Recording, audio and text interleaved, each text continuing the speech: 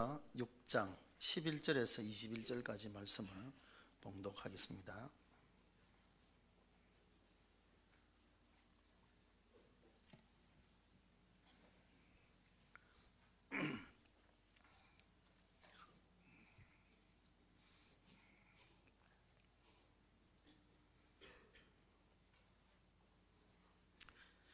디모데전서 6장 11절에서 21절까지 말씀을 봉독하겠습니다.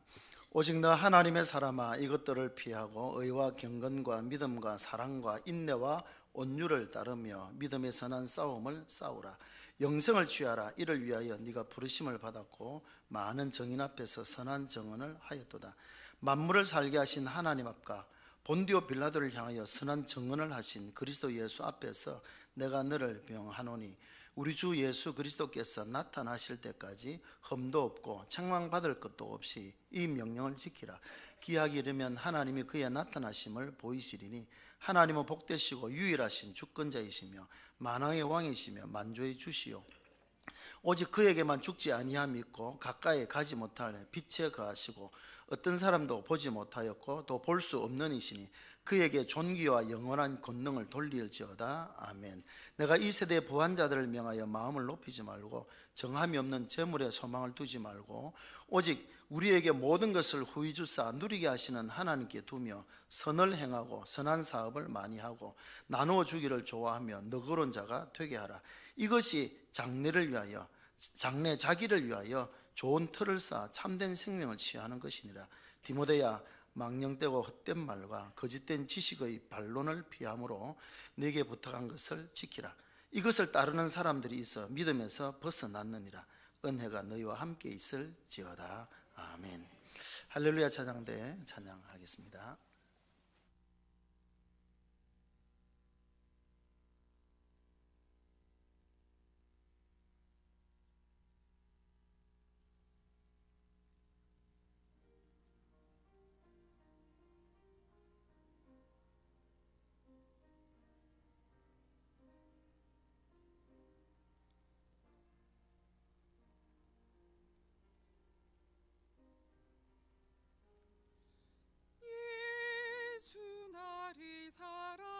사랑하시니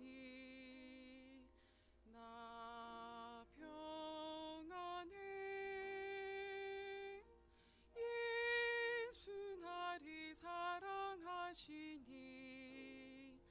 나 기쁘도다. 오 주여 나의 소망 되소서. 오 주여 나와 함께 하소서. 그 은혜 한량 없도다. 그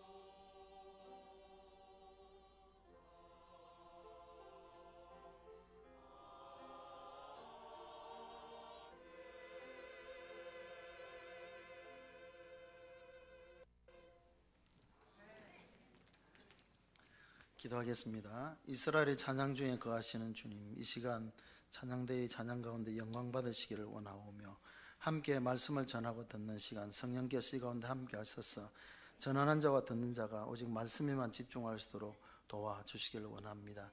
악한 마귀가 말씀 전하는 일에 또 듣는 일에 방해하지 못하도록 지켜주시고 오직 말씀 전하고 듣는 데만 집중함으로 함께 은혜 나누는 시간 되게 하여 주옵소서.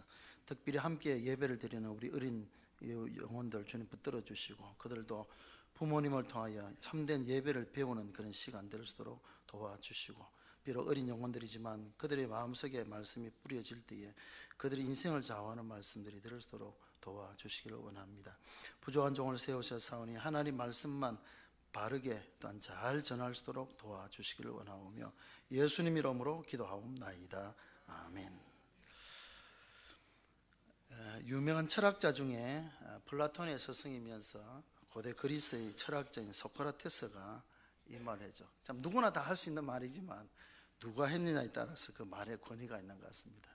소크라테스가 말하기를 너 자신을 알라 이렇게 말했죠. 너 자신을 말라. 요즘 아재 개그를 하지 말라 그랬는데요. 한번 말씀드리면 어느 한 사람 한 집에서 아침에 주일 아침인데 막 그런 거예요. 엄마는 아들 보고 교회 가라 그러고 아들은 안 가겠다 그러고 막 밀당을 하고 있는 겁니다. 그러면서 오늘 날도 춥고 바람도 불고 어젯밤에 눈도 와서 미끄럽고 오늘 하루 안 가고 싶다고 막 그러니까 어머니가 아무래도 안 되는 거예요. 마지막에 어머니가 그 한마디였습니다. 야, 그래도 네가 담임 목사인데 너는 교회 가야 안 되겠느냐. 그 말에 한마디도 안 하고 교회를 갔다 합니다. 내가 누구냐는 것을 아는 것이 참 중요합니다. 이것을 자의식이라 이렇게 말하거든요. 내가 누구냐 아는 게 참 자의식인데 작년 연말부터 자꾸 우리나라에 불이 자꾸 나는 것 같아요. 큰 불이 나가지고 많은 사람이 생명 잃고 하는 안타까운 일들이 있는데요. 불이 나면 불도 무섭지만 유독가스가 정말 무섭더라고요. 보니까 이번에 불 때문에보다도 유독가스 때문에 참 무섭고 이런 분들이 너무나 많은데요. 불이 나면 다 뛰쳐나옵니다. 살기 위해서 뛰쳐나오죠. 그런데 그 뜨거운 불 속을 다시 들어가는 사람들이 있죠. 누굽니까? 소방관들이죠. 소방관들은 물론 이제 교대 근무를 합니다만 큰 불이 나면 쉬는 날도 나와야 되죠. 불을 끄기 위해서. 거기서 왜 나는 오늘 쉬는 날인데 왜 부르느냐고 말할 사람이 없습니다. 왜? 자기가 소방관이기 때문에. 비슷한 예가 총알이 빗발치고 포탄이 쏟아지는 그 전쟁터에 다 피하여 도망오죠. 그리운 고향들, 그 삶의 터전을 다 버리고 살기 위해서 나옵니다만은 그 길을 거꾸로 올라가는 자들이 있죠. 누굽니까? 군인들이죠. 내가 군인이기 때문에 싸우러 나가는 것입니다. 내가 누구라고 생각하느냐, 그게 참 중요하죠. 내가 누구이냐 알면 우리의 삶이 달라질 수가 있습니다. 요즘 아직 그런 것은 우리 주위에는 없습니다만은 저 사람이 남자인지 여자인지 헷갈릴 때가 있죠. 다른 사람이 봐도 헷갈리는데 자기 스스로도 남자인지 여자인지 성 정체성에 혼란이 온다 그러는데요. 그런 사람들이 의외로 많고요. 참 좀 안타까운 이제 그런 모습들인데요. 내가 누구냐 아는 것이 참 중요하죠. 내가 누구냐. 성경은 우리들을 향하여서 여러 가지로 말씀을 하는데 하나님 우리의 목자가 되시면 우리는 뭡니까? 그분의 양이죠. 그렇다면 양은 목자를 따라가야 살 수 있죠. 푸른 조장실 마른 물가로 또 사나운 짐승들에서 구해주니까 말로만 주님은 나의 목자이십니다 라고 하나님 말씀대로 따라 살지 않으면 그건 안 되는 거죠. 그 양은 살 수가 없습니다. 예수님은 신랑이시고 우리는 그분의 신부라고 그렇게 말하잖아요. 그죠? 신부. 그럼 어떻게 해야 됩니까? 신부가 누구를 위해서 화장해야 됩니까? 근데 참 이상하더라고요. 보면 집에 있을 때는 무방비로 있다가 마트만 가도 막 근데 정말 신부는 신랑을 위해서 단장하는 것이요. 그게 참 중요하죠. 성경에 가장 많이 나오는 우리 호칭이 주여라는 호칭이 주님이십니다. 나의 주인이십니다. 라는 그런 호칭이죠. 말로는 주여라고 하면서 우리가 기도할 때 주여를 참 많이 하죠. 나의 주인이십니다. 막 이야기하면서 실제로는 어떻게 합니까? 내가 필요하니까 이것 주세요. 내가 답답하니까 이 문제 해결해 주세요. 말로는 나의 주님이라면서 실제 누가 주인 되어 있습니까? 내가 주인 돼 가지고 이래 주세요, 저래 주세요. 이래요. 저는 그건 잘못된 그런 모습이죠. 주님을 나의 주님이라 고백한다라고 하면, 그래서 성경은 우리들을 가리켜서 청지기라 그래 말하죠. 청지기는 주인이 아닙니다. 관리자이고 주인의 뜻을 따라서 살아가는 것이 청지기죠. 청지기는 주인은 아닙니다만 주인을 대신하여 모든 일을 하죠. 그래서 제가 늘 이제 말씀드리는 가운데에 주인의식을 가지고 주인 행세를 하는 것이 아니고 주인의식을 가지고 주인을 대신하여 일하는 자가 청지기인 것입니다.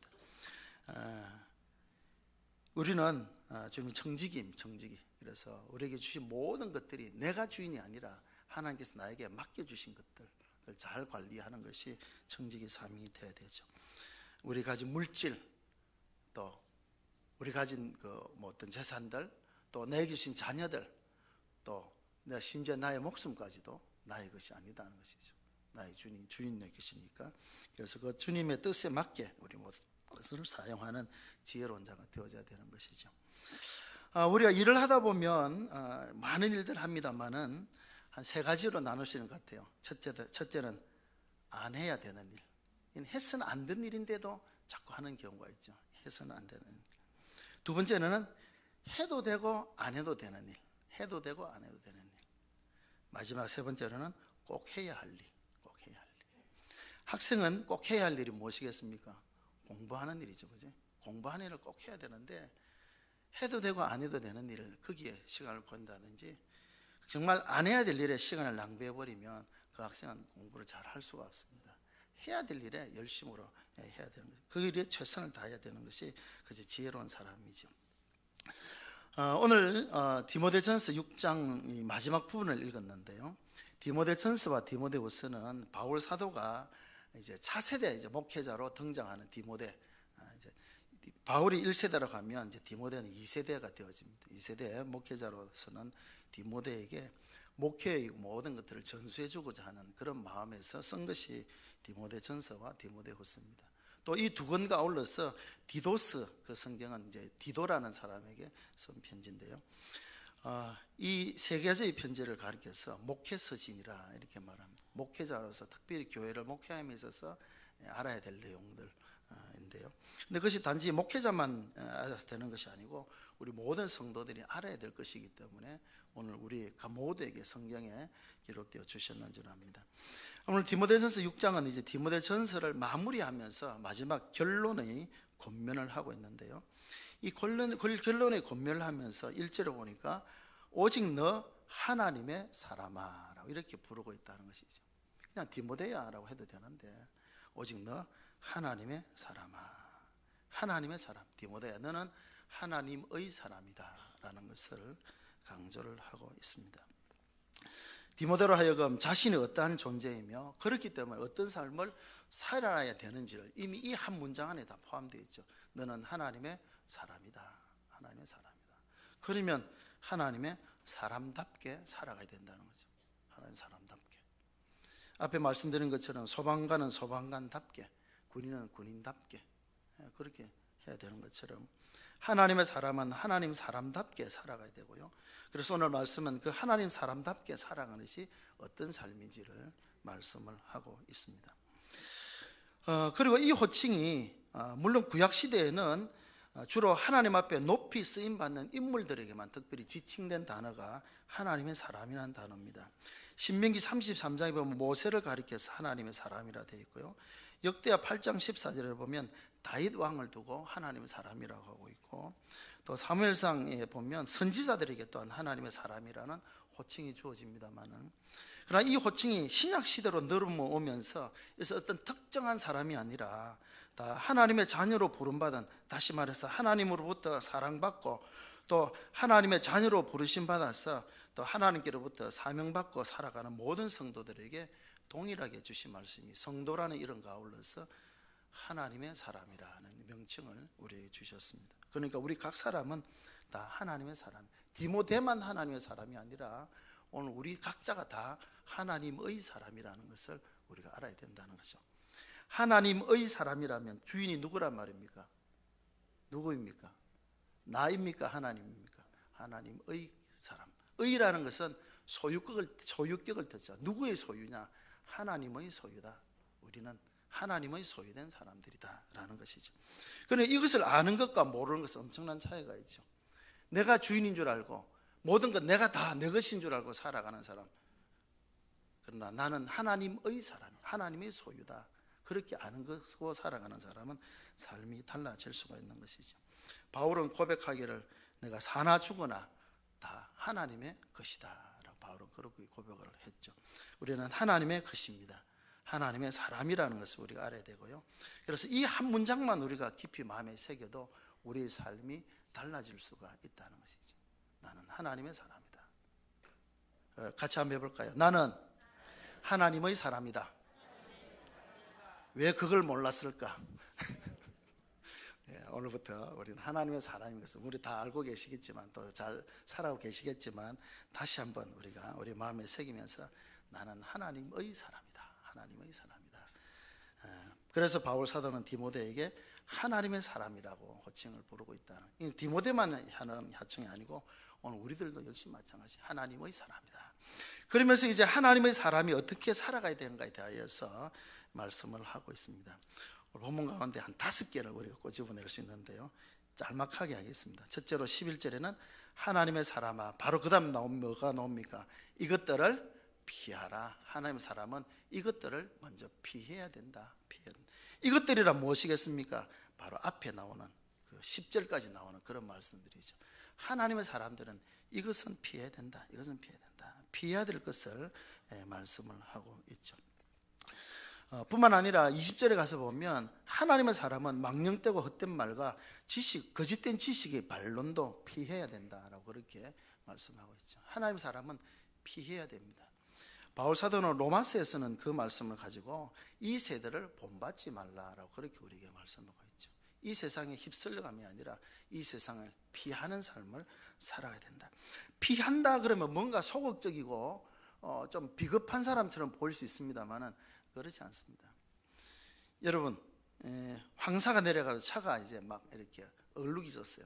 그래서 며칠 이제 시간을 내서 이제 가서 세차를 했어요. 세차하고 오는데 보니까 물웅덩이가 앞에 있는 거예요. 어떻게 하겠습니까?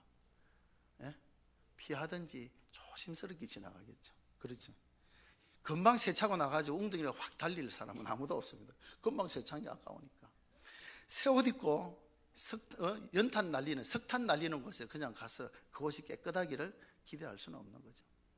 새 옷을, 하얀 옷을 그대로 하얗게 유지하기 위해서는 더러운 곳에 안 가야 되는 거죠. 가면 더러워질 수밖에 없는 거죠. 이 피하는 것이 중요한 것이죠. 피한다는 그 단어의 의미는 분리한다, 구별한다는 그런 뜻을 가지고 있습니다. 사람들도 그런 것 같아요. 어떤 사람은 우리에게 신앙적으로 좋은 영향을 주는 사람이 있는 반면에 어떤 사람은 만나기만 하면 이상하게 짜증나게 만들고 자꾸 화나게 만들고 속에 가라앉아 있는, 하수도에 가라앉아 있는 구정물을 막 쏟아내듯이 우리 속에 가라앉아 있는 것들을 자꾸 덜쳐내가지고 짜증나게 만들어서, 그래서 안 만나는 게 좋죠. 피하는 게 좋습니다. 피하는 게. 그래서 디모데후서 2장 22절 바로 뒤에 보면 청년의 정욕을 피하고 또 주를 깨끗한 마음으로 부르는 자들과 함께 지내라. 그렇게 당부를 하고 있죠. 우리는 하나님의 사람은 잘 피해야 된다. 요셉이 유혹받는 길에 잘 피했죠. 물론 그것 때문에 억울한 눈물에서 옥에 갇히긴 했지만 그것이 하나님 앞에 인정받는 일이 되어졌고 하나님의 예비하심 속에서 애굽의 총리로 그가 세움받게 되어졌죠. 잘 피했지 않습니까? 마귀의 시험과 유혹이 올 때 그것을 잘 피하는 그런 우리가 되어야 되고 세상의 어떤 것에 휩쓸려 가지 않도록 잘 피하는 것이 하나님의 사람이 해야 될 일이라 말씀합니다.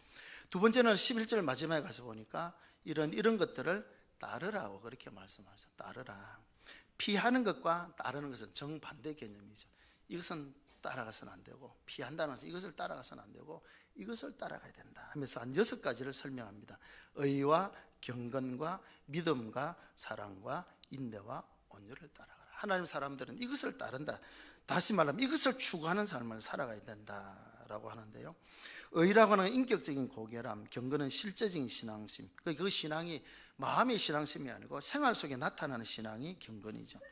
믿음은 하나님을 전적으로 신뢰하는 것이고, 사랑은 남에게 주려고 애쓰는 것이죠. 받으려고 하는 것은 사랑이 아니고 주려고 하는 것이 사랑. 인내는 어려움 가운데서도 끝까지 자신을 격려함으로 흔들림없이 서는 것이고, 온유는 절제와 연관이 된다. 제가 말씀드렸죠. 야생마를 길들여진 것을 온유라 그러거든요. 나의 힘을 통제, 하나님의 그 다스림 안에 내가 온전히 맡기는 것이 온유인데, 이 하나하나를 우리가 주하기 어려운데, 이 모든 것들을 한 가지로 묶으면 뭐가 되는가? 바로 예수님이죠. 예수님의 모습을 우리 거기서 발견할 수 있죠. 그래서 을을 따른다, 경건을 따른다, 믿음을 따른다, 이런 것을 따른다는 결국 예수님을 닮으면 됩니다. 예수님을 따라가면 돼요. 예수님을 잘 따라가면 하나님의 사람다운 삶을 살아갈 수 있습니다.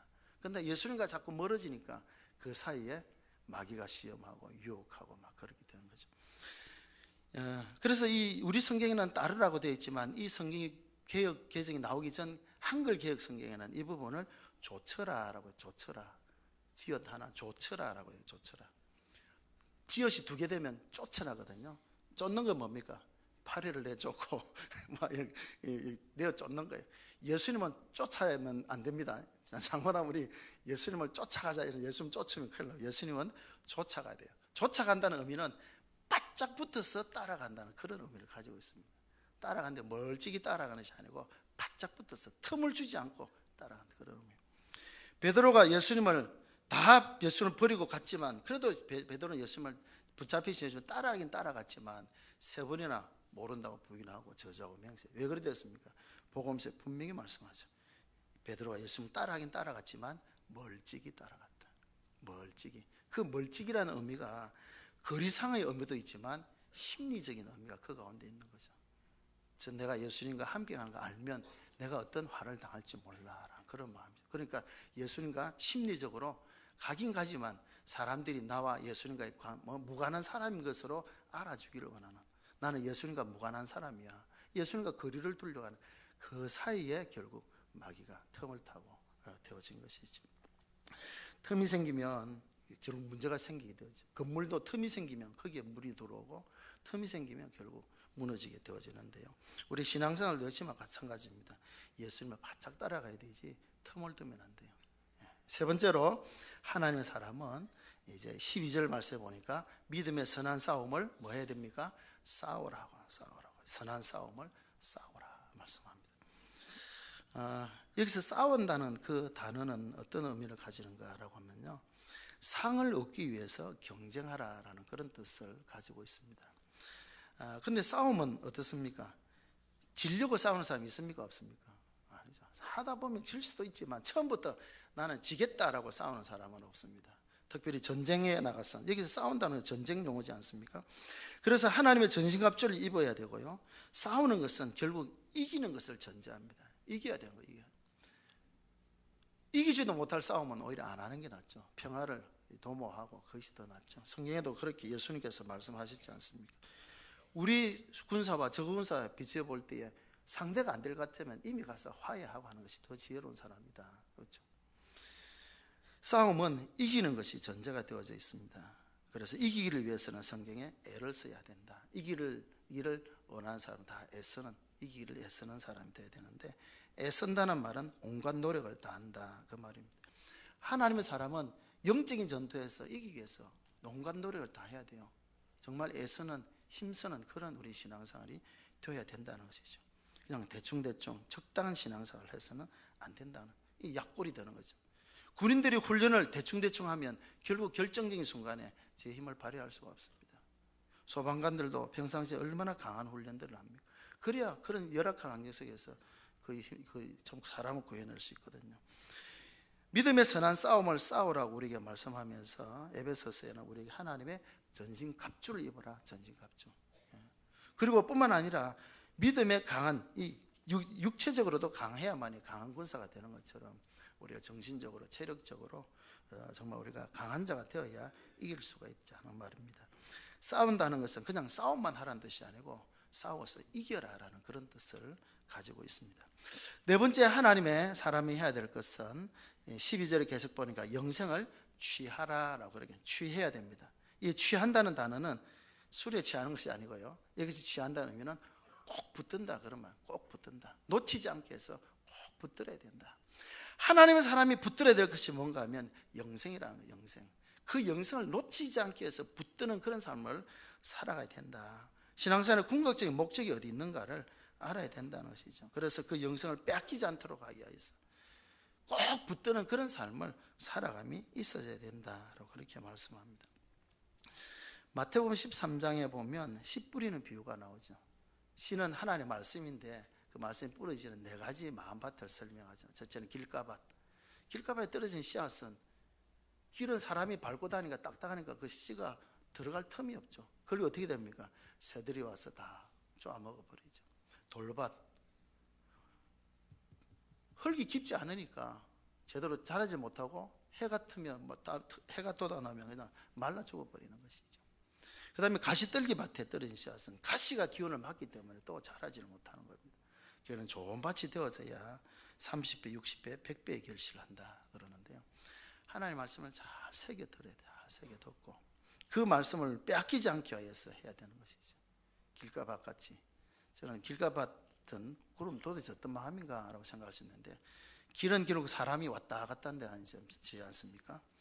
교회는 오기는 오지만 왔다 갔다 하는 그런 교인이 되어서는 안 된다는 거죠. 안 된다.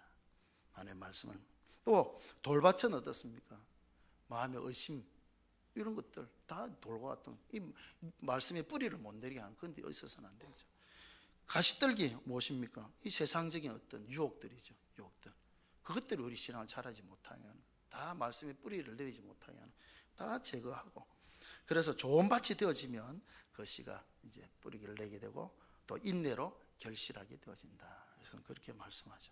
그래서 우리가 영생을 붙들고 놓치지 않고 빼앗기지 않기 위해서 우리는 좀 영생을 꼭 붙드는 그런 삶을 살아가기 위해서 힘써야 된다라고 하는 것입니다. 마지막 다섯 번째 하나님의 사람이 해야 될 것은 14절 말씀에 보니까 이 명령을 지키라라고 그렇게 말씀하죠. 하나님의 사람이 해야 될 것은 이 명령을 지키라. 명령, 하나님의 명령을 지켜야 된다. 하나님의 말씀대로 순종하며 살아가는 자가 된다. 왜?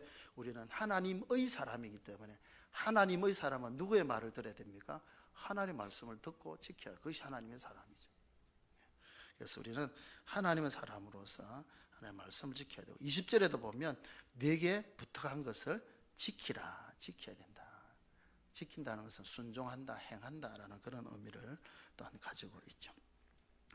제품을 사면 설명서가 다 있습니다. 설명서 다 읽어보잖아요. 그죠? 그래야 잘 쓸 수 있고 효과적으로 쓸 수 있으니까.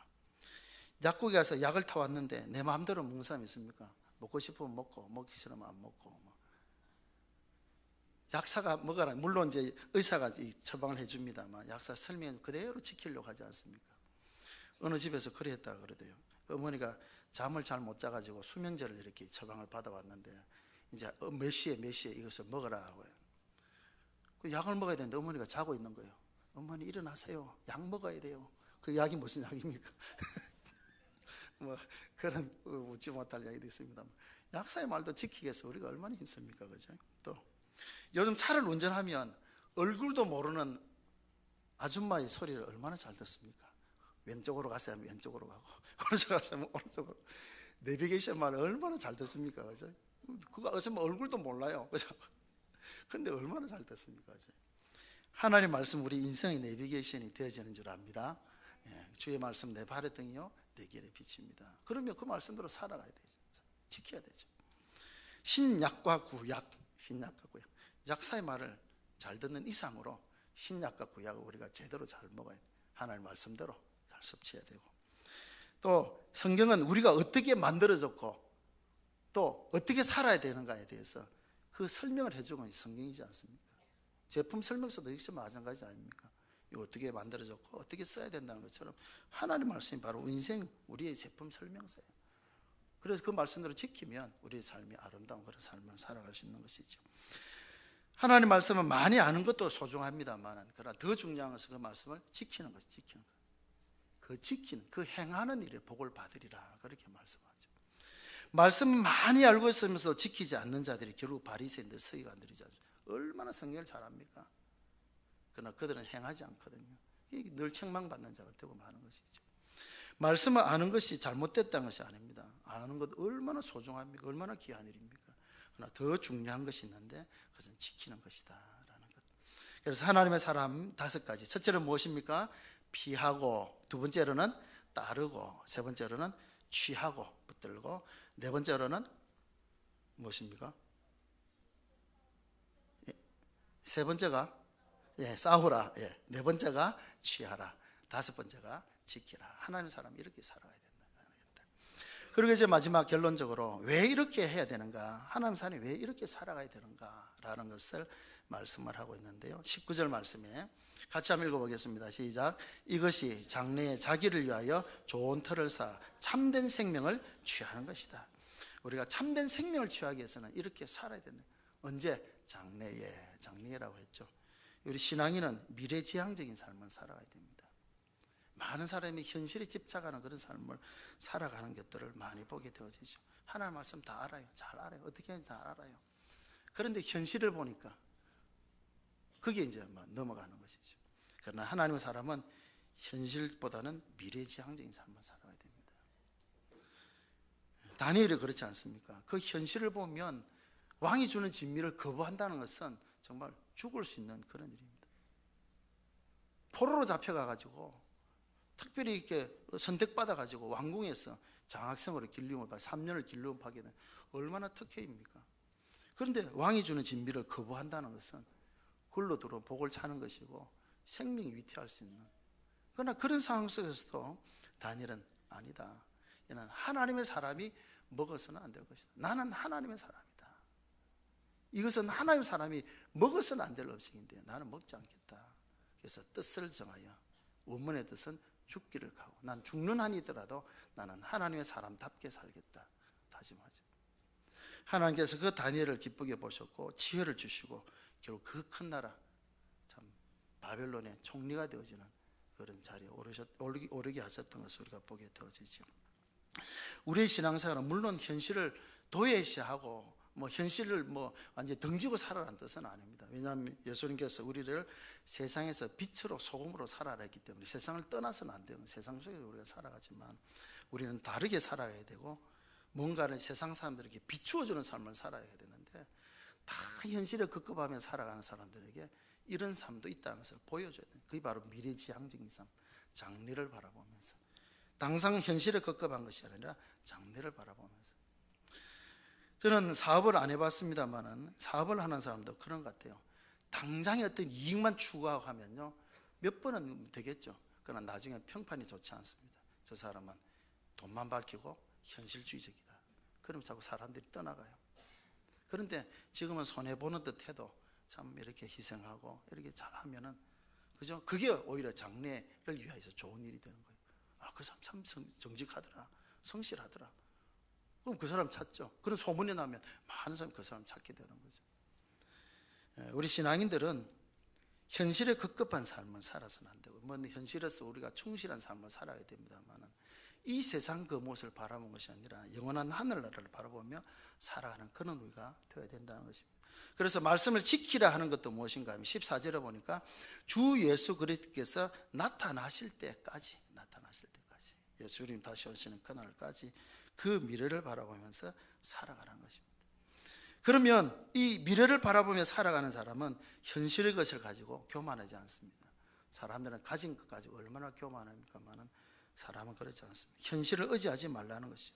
반대로 어떤 어려운 현실 때문에 비굴해지거나 비참해지지 않는다는, 왜?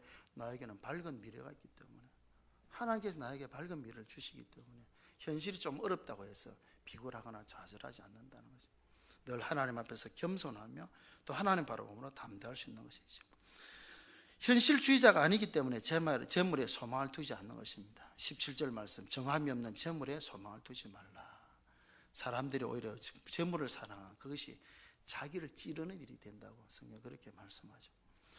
그래서 어떻게 합니까? 선한 일을 행하고 선한 사업에 부유하고 나누어주기를 좋아하는 그런 삶을 살아가게 되는 것이죠. 다 장래를 위해서, 우리는 영원한 미래를 바라보면서. 올 한 해 우리의 표가 표대를 향하여 부르심의 상을 위하여 달려가는 그런 우리 한 해인데요, 이 표대라고 하는 것이 결국 예수 그리스도 않습니까? 예수 그리스도를 닮아가기 위해서 참 나아가는 그런 한 해가 되어지는 것은, 결국 우리가 신앙생활 하는 것이 당장 이 세상 어떤 현실주의적인 어떤 것을 얻기 위해서가 아니고 보다 더 영원한 것을 바라보면서 살아가는 그런 우리 신앙생활이 되어지는 것입니다. 오늘 바울 사도는 디모데에게 너 하나님의 사람아 라고 지칭을 하고 있습니다. 우리는 하나님의 사람입니다. 하나님의 사람이 살아가야 될 5가지 삶의 원리를 제시하면서 이렇게 살아가는 이유는 장래에 너를 위하여서 좋은 틀을 쌓아서 참된 생명을 취하는 일이 되어진다라고 이렇게 말씀합니다. 하나님의 사람 되신 사랑하는 성도 여러분, 오늘 말씀을 통하여서 장래에 정말 우리를 자신을 위하여서 좋은 틀을 닦는 그런 삶을 살기 위하여서 5가지 피하고 따르고 싸우며 붙들고 지키며 살아가는 그런 저와 여러분들이 되시기를 바랍니다. 그래서 하나님 주시고자 하시는 놀라운 은혜와 복들을 누리며 살아가는 그런 우리 되어지고요, 잠깐 보이다가 없어지는 이 세상에 우리 소망을 두지 말고 영원한 하늘나라를 바라보며 주님 주실 영원한 상급 바라보며 하나님께 나아가는 자는 반드시 그가 계신 것과 또한 그를 찾는 자들에게 상 주시는 이심을 믿어야 된다. 할렐루야. 하나님 우리에게 주실 상을 예비하고 계신다. 위에서 우리에게 부르신 부름의 상을 위해서 달려가는 삶을 살아가는 표대 되신 주님을 향해 나아가는 하나님의 사람된 삶을 살아가는 그런 저와 여러분들 다 되시기를 바랍니다. 우리 찬송 우리 492